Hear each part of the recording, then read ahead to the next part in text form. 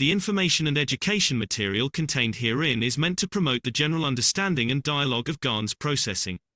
Such information is not meant or intended to serve as a substitute for a healthcare professional's clinical training, experience, or judgment. For patients and individuals, such information is not to be a substitute for professional medical, therapeutic, or healthcare advice or counseling.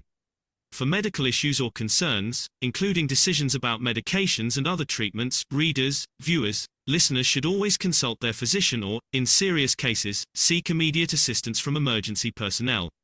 Prescription information, procedures, and use of medical devices information should be undertaken only by properly trained and certified medical personnel. We specifically disclaim any warranties, express or implied, including implied warranties of merchantability or fitness for a particular purpose. Such information is provided, as is, and is believed to be accurate at the time of its publishing, but it is the viewer's job to evaluate the accuracy of any information found in this presentation.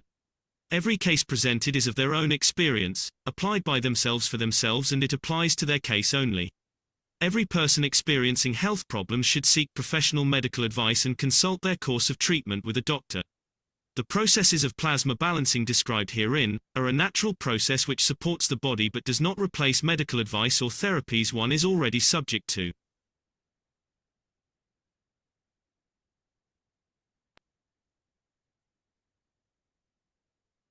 Thank you very much, and welcome everybody.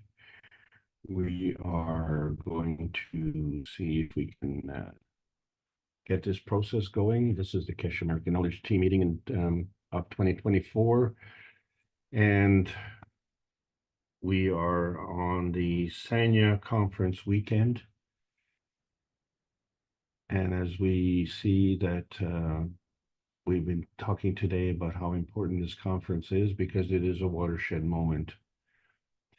And the Brazilian community has put forward a session where we're using the intentions of all the participants. And this has been going on since Friday night and Saturday night, and then we'll carry on tonight as well. And then there'll be another session tomorrow. And I just want to let everybody know that this is going to be coming on, and the effects are absolutely amazing. So I want to thank the Brazilian community for doing this, and I also want to thank the participation, not only of the Brazilian community, but all the other members on this panel who make this conference so very, very strong. There's been a lot of information coming on Thursday's teaching, powerful sessions from the Brazilian teaching on Friday night. And we're trying to do the same thing over here in our efforts, because this is the KISH Foundation Spaceship Institute Teachings on Plasma Science. We are discussing advanced transmission. And the subject today is Lustre. My name is Alexander. I am from Canada. It is March the 17th of 2024, and this is the KISH Foundation North America Plasma Education Series. So what we're saying as we're getting into this advanced transmission, that we're really trying to help new knowledge seekers from getting foothold on the basic knowledge. And although it says advanced, it is not advanced. It's advanced in terms of what we've been discussing on a basic basis for over 10 years now. And for the majority of knowledge seekers, and I say this all the time, refreshing, review, repeat is all important as we all try and learn the proper terminology so that we can communicate and communicate with meaning, because the words have different meanings all the time. And we are students at this point in time, but we also need to become teachers, and we need to switch between one and the other all the time, because we're only representing a small percentage of the population, and everyone needs to know this, because all of us were born to this planet, and all of us need to know why we're here, what we're doing, and what matters. And so we get kind of blinded by what we call luster, And this is contributing to our hesitancy to understand how many points do we have to cover? How many points do we have to teach? How many times do we have to do this? And how much time do we have to do this? So we have to understand that when we're dealing from the physical side, we're dealing with the lowest energy state. And so when we came here, we were looking at walking in the physicality. And then we discovered that rolling is faster. But if we get on the horse walking is faster. But everything is point by point or step by step.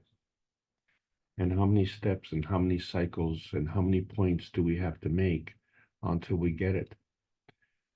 Well, the books by Maranteva Kolikesh, as in book number 1, The Universal Order of Creation of Matter, goes to the heart of the matter, if you will, the combination of matter, dark matter, and antimatter. And so when we understand how these things are created, then we understand how we are created. But when you look at the book number 2, The Structure of the Light, and you see that between one matter and another matter, there is a connection. And doesn't that make sense? Because if we are here, where do we come from? And if we're leaving, where are we going? And what is the connection? And how did we manifest into this physicality? So when we look at book number 3, The Origin of the Universe, and we see that one manifested into 2. And one we refer to as a sister universe, and one is referred to as our man's universe. And it's still the lowest energy state. It's still the smallest field. And so how do we do all this? So we have been doing the transmutation preparation series, which is a series going through 6 months. And this March will be the 3rd session. And it'll be coming up after the Sangyu conference on March 29th. So please all be welcome to join in the training, because this is what we have to do. We have to become part of the understanding how we are one planet, one nation, one race, and for justice and world peace. And that's what it's really all about. And we try to get this message across for 317 sessions, because we're all searching for outer space, and we find to get to that point on the plasma highway, which takes us to the little pie in the sky and beyond. And the problem has been the limitations of science and the small schemes that we have. And we see that little tiny red dot in the bottom right-hand corner. We find that, yeah, that's our little world, but there's a whole big world out there. And, the way we're going to get there is going to be on the plasma highway. And that's not where we are. We are on the transmission highway. We are on the lowest energy state. And this is why we're talking about this, because we have to understand that the speed of light, which is the fastest transmission, is what we've been taught. And now we see that we're questioning this because we don't know if that is true. And if that is true, then when we look at the size of the universe compared to that little tiny red dot that we call our tiny perfect world, then that is massive, massive in size. And so if to get to that size, we have to go at the speed of light. And so if you go at the speed of light, then you're going to have to be as big as the universe. And so this is one of the reasons we can't go as fast as the speed of light. But you know what? The speed of light can go as fast as the speed of light. And then the next question really is, what is beyond what we see? And is what we see really what is there, or is there something else? And so we question all this. And it comes down to the basic understanding. And we say this every week because this is the most important thing in understanding the creation of the universe. The universe is created because it exists from energy. And that energy is always in motion. And the fact the key fact about the energy in motion is that it's always in motion.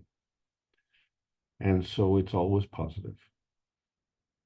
And so to understand which direction that motion is going, we give it a charge. And if it's going somewhere or coming from somewhere, that means it has to work in combination. So the first thing we see in the creation of matters is how three energy levels come together. We call them matter, dark matter, and antimatter. And they come together as a creation of one matter.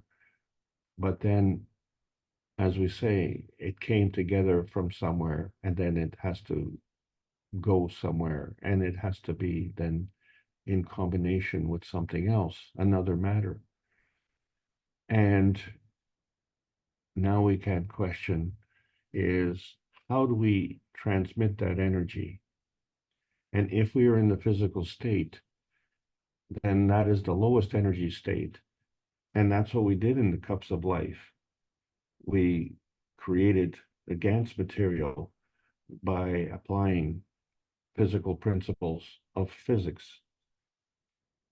And yet all of us created different cups of life and with varying success because there's something else that's at play here. And that's the inner space that we have within our core space, which is reflecting our emotional strength.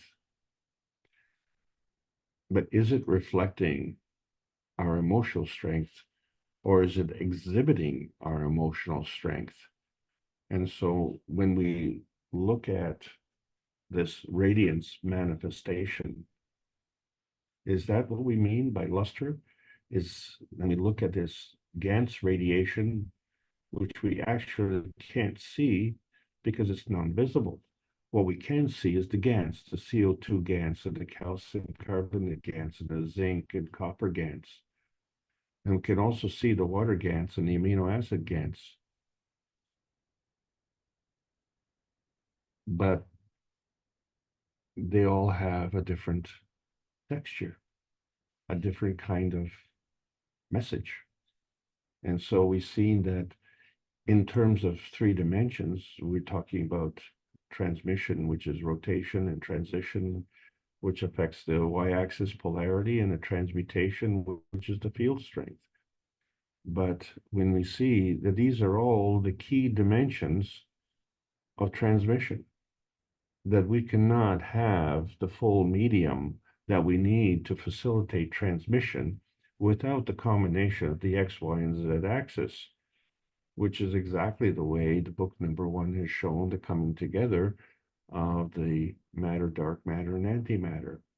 So this becomes the medium. This is not the message.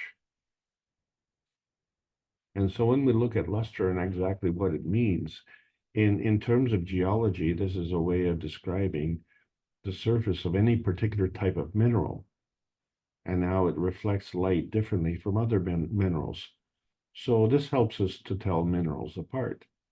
So different kinds of minerals differ in their luster. So iron, for instance, is described as having a metallic luster. Glassy materials have a vitreous luster. Things such as opal look resinous, and the lusters of yet others are described as being either pearly or silky or dull, like earth. Earth is dull. Well, in nuclear science, luster is based on the crystalline formation. And we talked about nearness and proximity because luster is based on that. And it's due to the path link and susceptibility. And so we've gone into the detail to discuss all these things because these are the physical attributes of luster. And they are a reflection of the crystalline formation. Well, we all know that hydrogen is a gas and is a chemical element. And how can it have a crystalline formation? And so we see that there are different types of crystalline formations, but then we also see that hydrogen itself has a kind of a glow in its plasma state, a purple glow in its plasma state. Is that the luster? Well, when we review what we've seen with Dino Kraspedon, who was a famous Brazilian mathematician, and his statement was rather bold because he said God is a set of mutually perpendicular lines of force oscillating upon themselves.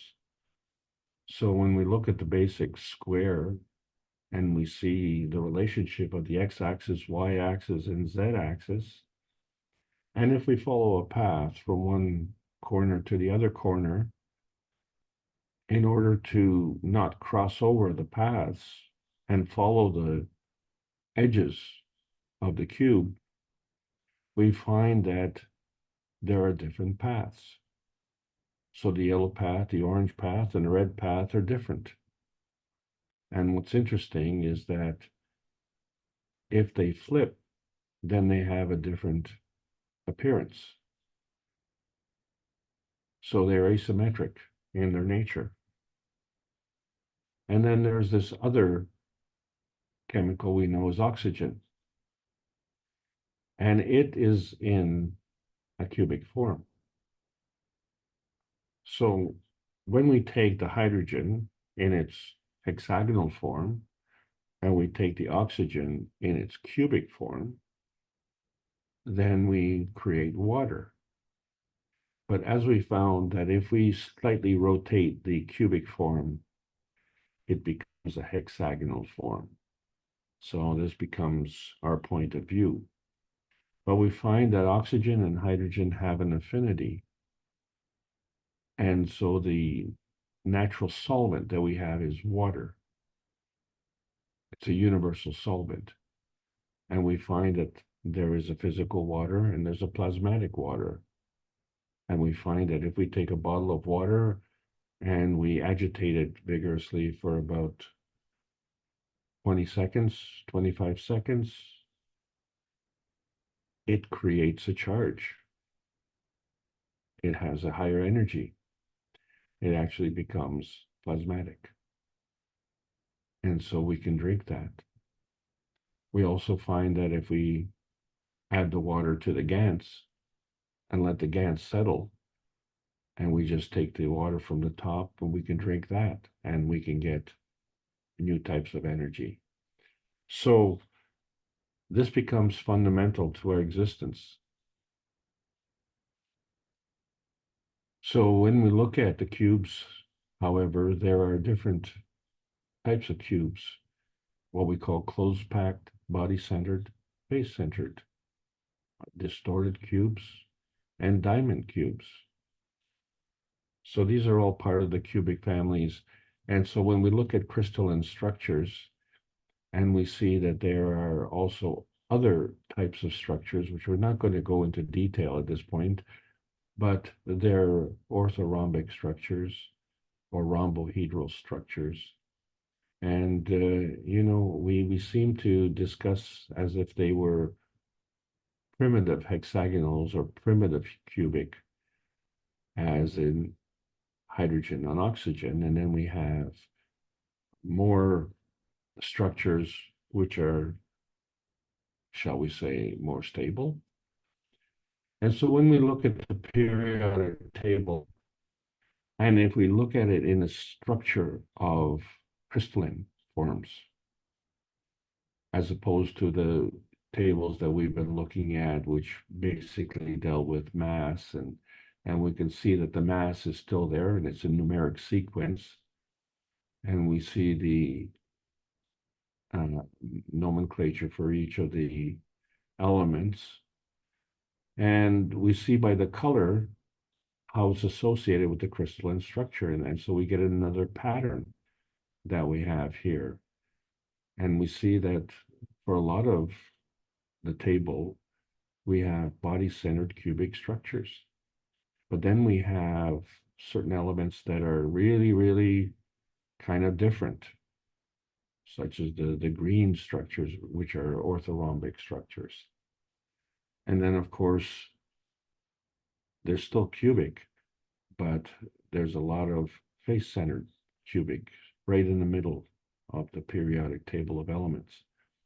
So what is very interesting is that on the left-hand side, elements that we're familiar with, like potassium, sodium, magnesium, and calcium, they're body-centered cubic, whereas the hydrogen is in its primitive hexagonal state.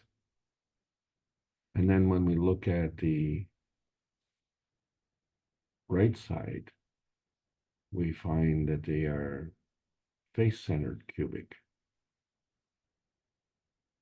And so this becomes very important because this on the right side aligns with helium and with what we call the inert gases. But we already know that energy is always in motion, so they're not inert. The point being, as we talked about before, when we look at the principal universal line magnetical fields, that the center point is the hottest point, and in the extreme diminishes in terms of the temperature.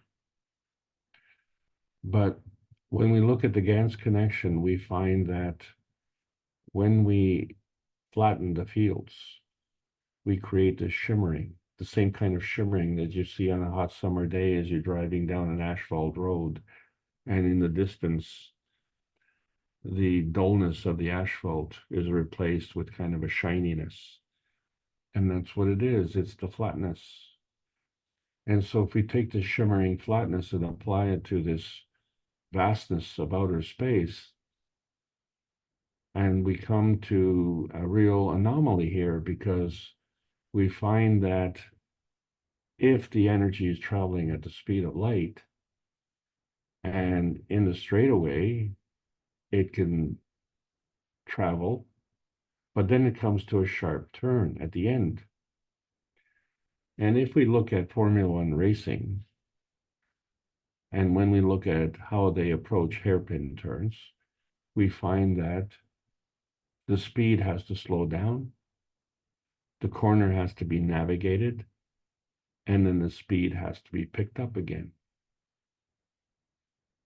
Well, that's how physicality works.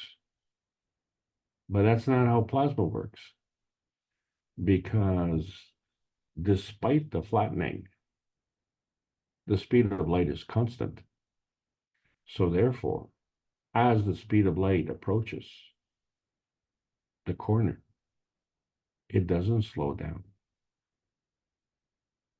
It has to keep the same speed. So the question then becomes, how does it navigate that corner? So is that the point where we may be having a convergence of energy, of other forces coming together? And if they are coming together, is there something that's beyond? And if they're coming together beyond the way they're coming together within, then they would both be of the same charge, and they would repel each other, which would facilitate the navigation around that corner.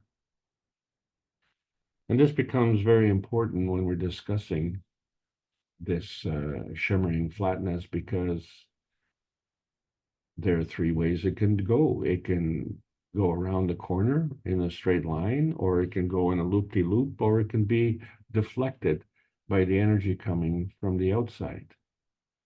And so, in other words, maybe it's not as sharp a turn as we think it is. Maybe it has an affinity for exchanging energy with something else due to the shimmering flatness. So when we look at these elements on the periodic table of elements that are most relevant to us, we just contract the table a little bit smaller, and we look at the important things like carbon, nitrogen, oxygen, and hydrogen. Those are part of the amino acids. And then we see that as organic beings, we are carbon-based, but the Earth is silicon-based. And then we see that in the oxygen family, sulfur is part of that family. And then on the extreme left, we have our favorites, copper, zinc, and iron. And then we move to the right, the whole family of mediums: sodium, magnesium, potassium, and calcium. And so we want to discuss those things because they're all in the atmosphere, and yet we can see we can see through the atmosphere. And so the atmosphere is transparent. But in the daytime, we can't see through the atmosphere to see the stars. We can only see it at night. So it's not really transparent, it's just translucent, which means it's illuminated. It is shining, it is bright. And we can see the clouds and the rain and the wind as it's manifested through the clouds as it moves. And we all look through windows, which are also transparent. And these windows are made with silicone, which is not very transparent. That's part of the earth. Can you see through the earth? So the earth is made of silicone. And as you can see, it has a blue-gray metallic luster. That's not the way Earth looks like the way I envision it. And then there are other elements. Let's say, for instance, iodine is very important. It's considered semi-lustrous. What about boron? Boron is a lustrous metalloid, but it's different in its crystalline form. It's brittle and it's darker. And here is silver. It is really lustrous. In fact, it has the highest electrical conductivity, thermal conductivity, and reflectivity of any metal. And of course, there's gold. We really like gold. It is very lustrous. It's very beautiful and very shiny. And isn't it interesting how it gets even shinier when we polish it? But we look at calcium and it's kind of metallic, but what it has is a dark oxide nitride layer when it's exposed to air. Calcium, the way I understand it, as part of the bone structure, or is calcium carbonate in liquid, in suspension, is white. And potassium, well, we use potassium also to make GANs, and it doesn't look silvery white and as a metal, and yet it's soft enough to be cut with a knife. And here, magnesium, this is the kind of the interstitial fluid, or shall we say, the equivalent to blood in plants, and it is really shiny.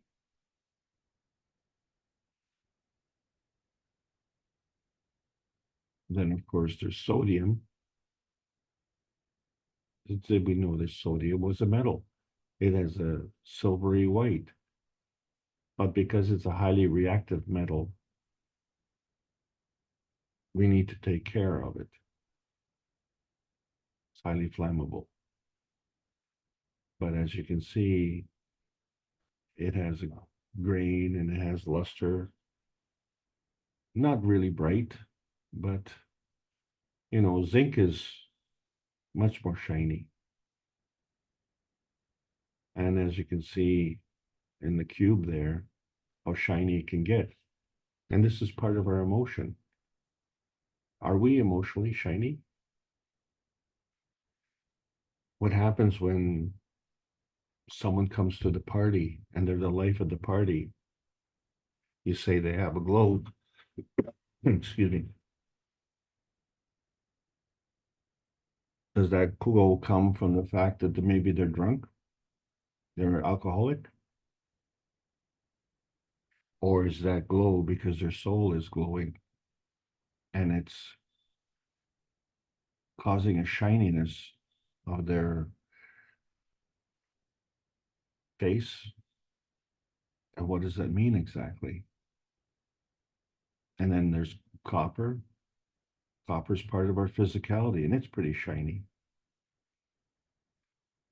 And here's nickel. It's another silvery white, lustrous metal. Has a slight golden tinge. And it too, you see by the cube, is actually very, very shiny. And nickel is very important. In Canada, it's worth 5 cents.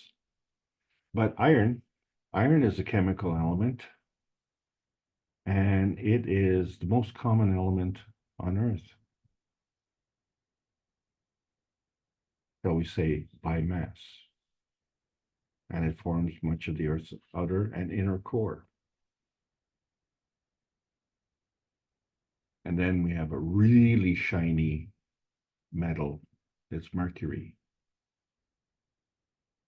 And at room temperature, it is liquid. It's a fluid metal. Interesting. And we put that in our mouth. As an amalgam, yes. And then, of course, I brought in titanium because it's a very lustrous transition metal with a silver color. But we see titanium quite often, and it's white, as in a titanium dioxide. And then there's nitrogen, which it's very hard to see because it's in the atmosphere. It's completely transparent. But nitrogen becomes a liquid at a very cold temperature, much colder than our normal environment. And then our favorite, carbon. And carbon, of course, is black, except that when it's in a diamond form, it's transparent. We can see through it just like glass. And it's translucent and it's shiny. And then if it gets into our air, well, it becomes invisible. So all of these elements are bound together. And we have adopted this kind of binding, and it's necessary to do this to maintain our physicality. But we have overextended that to bind at the expense of others. And this is the confounding thing, because the others also have to do an energy binding to be self-serving. So, imagine, for instance, if, there was a competition between the gold and the silver, and if you're binding that energy together, there seems to be a competition. And so, depending on the circumstance, the gold might win, or in a different circumstances, the silver might win.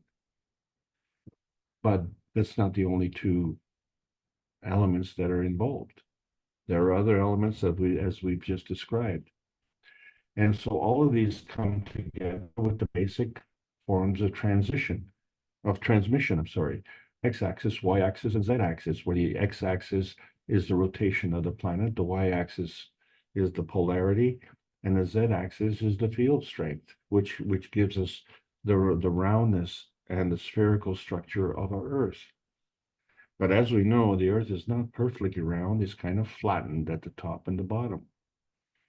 And so with this flattening, it kind of changes the nature. So what that means is that if we take the center point of the Earth, wherever that is, and if we could draw a line to the outer edge of the Earth physical, then if we did that at the equator, we would find that that line would be longer than it would be if we drew that line to the poles.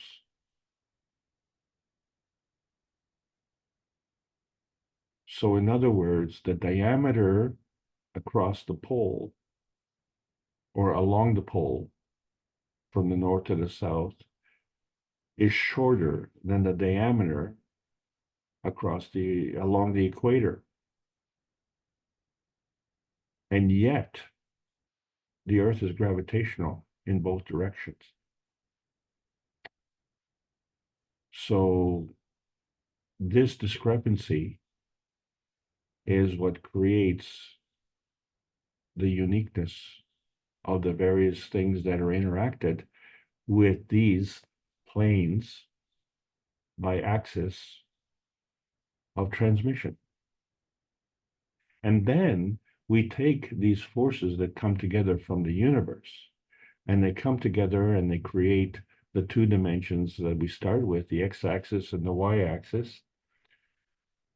And it's two forces that came together to begin, and then two more come together to continue, and then more come together and more come together, but they don't all come together from the same location, because first of all, they're not the same, and second of all, they don't come from the same direction, and third, the Earth is moving. So what came down one path maybe misses the Earth completely, maybe an hour later. And so in order to capture this field, we find that we have to have the x-axis, y-axis, and the z-axis transmission come together. And as it comes together, we find that we're still moving, because energy is always in motion. And so we tried to figure out, well, what causes the difference in that position? And so we've seen that, well, the transmission is always a two-way street, because we have at least two dimensions and a two-way street on each dimension. So each dimension has two directions, but we have different sizes and we have different variables, and we can have more than one on each lane, and we can have more lanes. So there's a lot going on, and all of this has to do with the charge, which is the energy in motion, which the energy is positive, but the charge, the direction of flow, where we see there's the negative giving and the positive taking. So we see that the energy can be flowing or binding. So we see how energy comes binding together in the creation of the elements, and how they create their crystalline structure, and each of them has a unique crystalline structure. And so this becomes the point as we discuss. So a definite portion of matter occupies a definite part of space at a definite moment in time. And since that moment in time is changing, and that part of space is changing, because the energy is always in motion, and the matter, therefore, is in motion as well. And then we find, because of the motion, first of all, the energy cannot be one and the same, which constitutes a charge at two adjacent increments of time, because it keeps moving, so it's not the same energy. So the energy is moving, the source of the energy is moving, the matter that is derived from the manifestation of the energy is moving. And so we see that the embodiment of the principles of flow and connection are determined by energy in motion. And so it is always in motion. So the question is, what causes that motion? And so we find that in terms of physicality, we have our basic transmission, and it's perpendicular to the ground, and it's spinning. And so this gives us the x-axis transmission, the y-axis transmission, and the z-axis transmission. And we spin along. And the reason we spin along is because that energy is exchanging energy from other sources. And so this becomes part of our embodiment. And so we see that because of our versatility and variety, we're actually very undependable. And we're undependable in 3 dimensions. But we're all on Earth, and Earth is the common denominator. So the Earth is more dependable. But the Earth is not the only planet. It is part of a cycle. And so we find that these cycles are Maghrab dependent. And we say that because there's another planet, Mars, for instance, and it's on a different cycle. And so since cycles are a representative of frequency, we find that the frequency of cycles are also Maghrab dependent. So the frequency of the Earth year is different from the frequency of the Mars year. And so the containment of Mars and is different from the containment of Earth. And so the containment is Maghrab dependent as well. So this manifestation is always based on nearness and proximity. And there's a filtering process of the coexistence. And so this filtering process has to do with the absorption and emission of energy, and also with the reflection. And so when you look at the luster, that indicates the reflective capability, and it also indicates the nature of the material. And so that's fine for the physicality. But when we look at the differences and we see the overlapping transmission that we have that is going from, say, underwater or on the land, where we have ships and cars, and then if we go above, we have airplanes, and higher still, we go have warplanes because they go faster.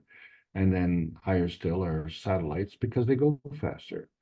And then there's that zone in between where we have the souls that are communicating with the peace dome on this planet. And so there's a relationship that goes beyond the magnetosphere, which is magnetical. And there's a relationship that goes to the core of the planet, which is gravitational. And so we find that purity is very important, very, very important, because when we define purity, and when we look at the periodic table of elements and we see the luster, we can determine what kind of contaminants are there. And so we've noted that there's also oxidation, which affects the purity. And so this oxidation happens because of an atmospheric combination, but also, we see that certain elements can be in a gaseous state, some can be in a liquid state, some can be in a solid state, and some, as the temperature goes down, still remain in a liquid state like nitrogen. But when we look at the plasma and the creation of GANs and the purity of the plasma, there we find the basis of truth, because the truth is a reflection of the purity, and the emotion is a reflection of the truth. And so when we say the plasma purity, and it's a reflection of the emotional purity, that emotional purity would be in a plasmatic state, different from an emotional purity in a physical state. And we all know that we don't have emotional purity in a physical state. And so this is why the susceptibility is so important, because when we see the glass, which is made of silicone, which is not transparent, but we can see through the glass. And so there's an alignment of the crystalline formation which allows this to happen. And that means there has to be a degree of purity to allow that to happen. So we look at the GANs in the bottle, and we see that there has a purity there as well. But somehow we've created a hole in that GANs. And there's a purity in that hole because it's complete. And so we're seeing different types of transmission within the embodiment of this carafe. where the silicon is kept together in the form of glass within the environment of the Earth space, and the GANs which we created is in there, and the water is in there, and that water has an affinity with the GANs, so it becomes pure, and it becomes plasmatic, and interacts with the air that's in the water, in the carafe, and it too becomes plasmatic. And we know that because we have a manifestation of a field force in the middle of the GANs. And what's in that hole? And is our soul in that hole?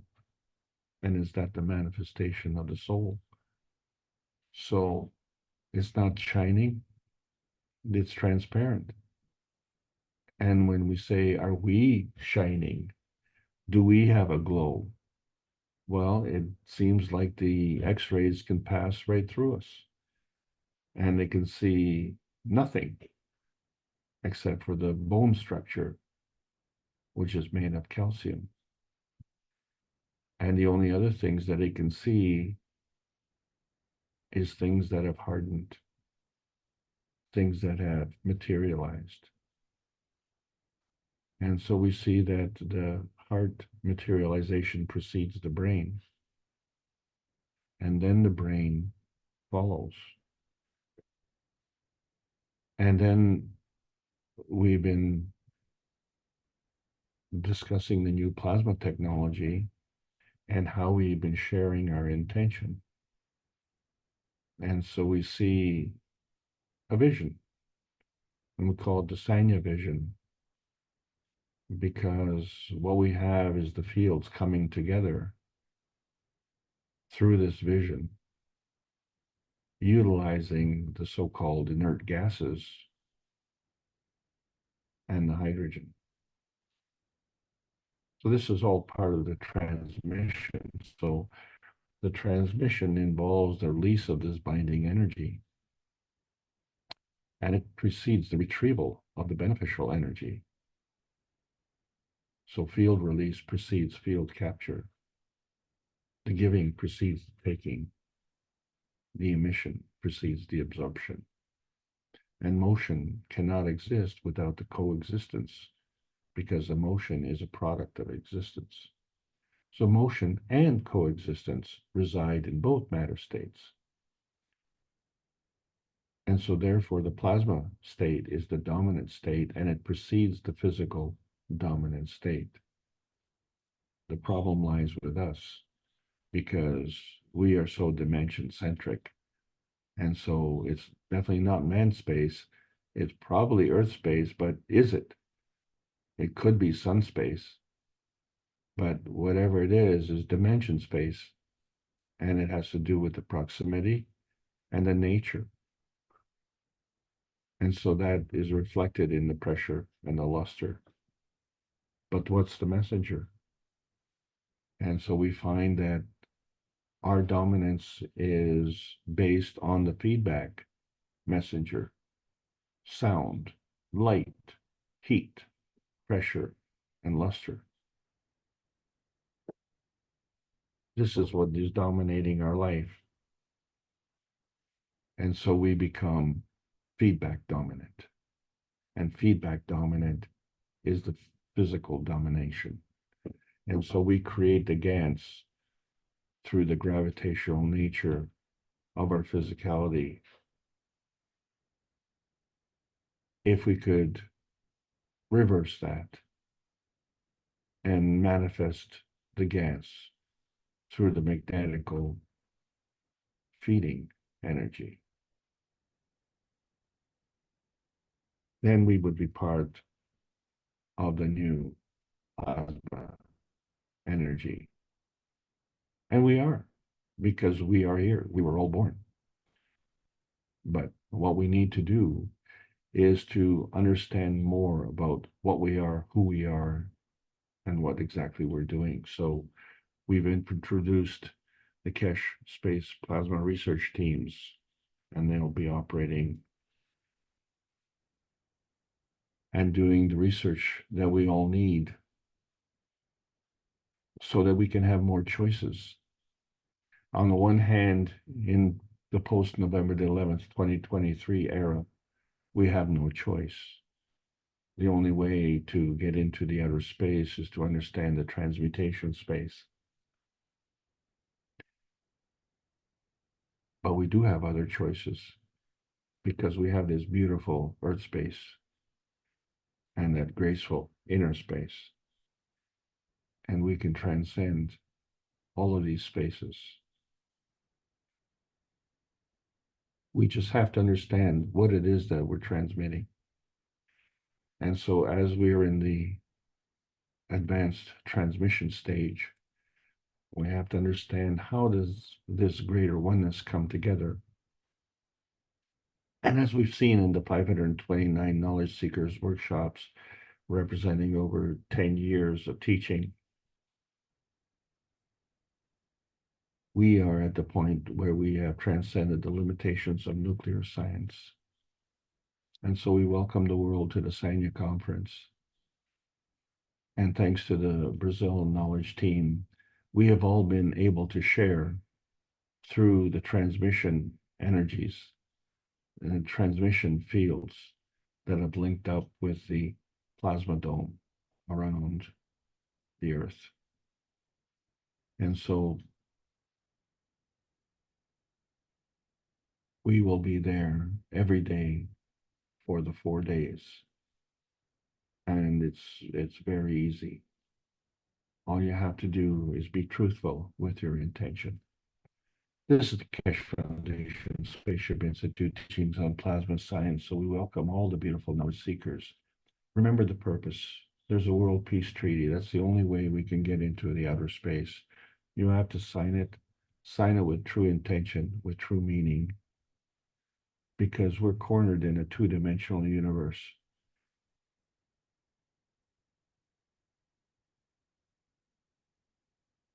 We're wrestling with the idea of trying to find heaven through the field transmission of vertical motion with the guidance of forward motion and perpendicular rotation.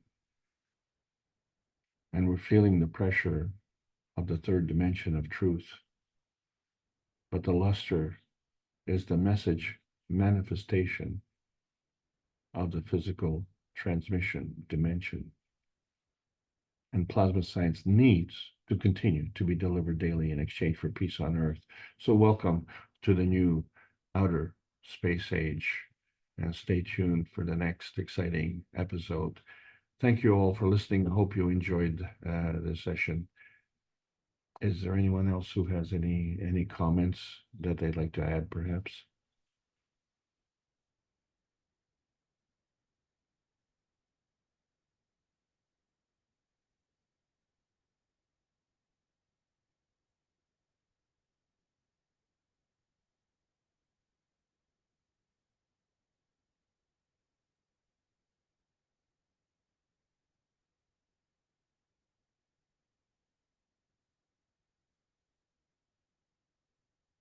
Claudia, can I put you on the spot?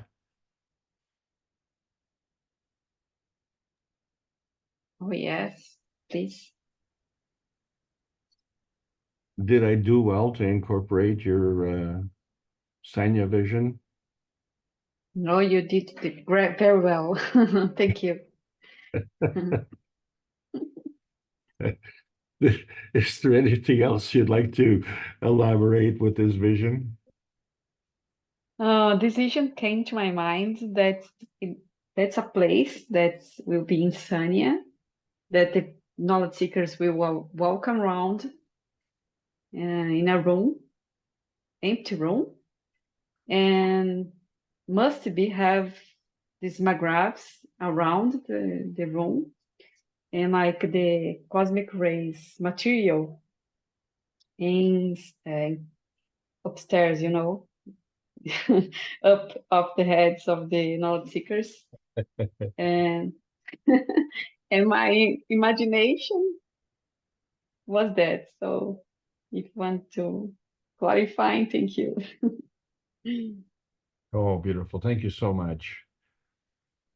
Does anyone else have any comment? Claudia. Oh, Randy was Got to do something about that microphone. Still bad, eh? Okay, I'll work on that. Try it again. Tell me what you were going to comment on. What I was saying is the fact that when I look at that picture, intent on there is a lot of imagination. So is my voice any clearer or is it getting worse? No, it seems when the volume is high, the unit kicks out. So I think what you're trying to say is that there are a lot of inputs in terms of energy coming in from all different directions. And so this picture is kind of showing all the things that are converging together. And so each one of these is kind of representative of all the attendees in Sanya. How am I doing there?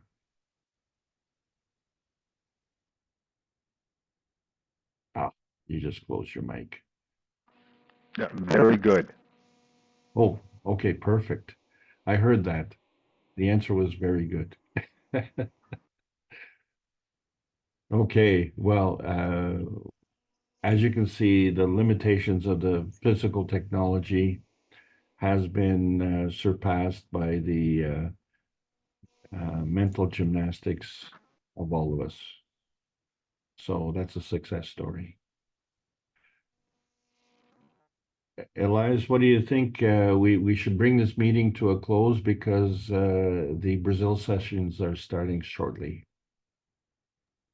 Yes, Alex, they'll be starting in about 7 minutes, so maybe you can end it now and give people a break, and then they can come back and go to those meetings. Yes. So is everybody have the connection? Does anybody need the connection?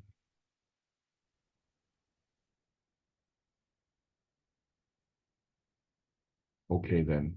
I want to thank you all for joining us today, and I thank you for allowing me to continue to present this.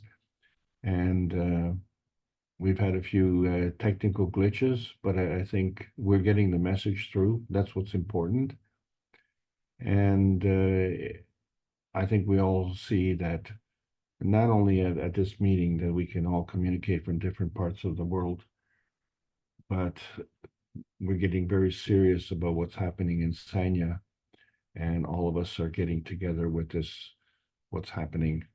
So please join us. And I should mention also one of the things that's happened.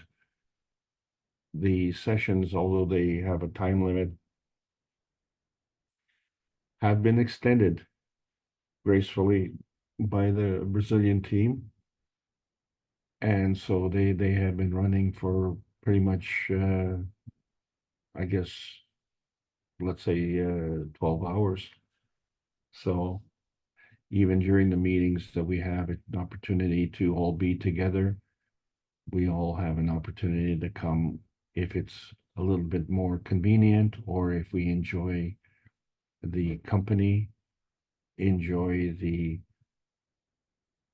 peace and serenity of the session, and shall we say, playing with the plasma fields. It's important to have fun as we're doing these things. So does anyone else have anything to add?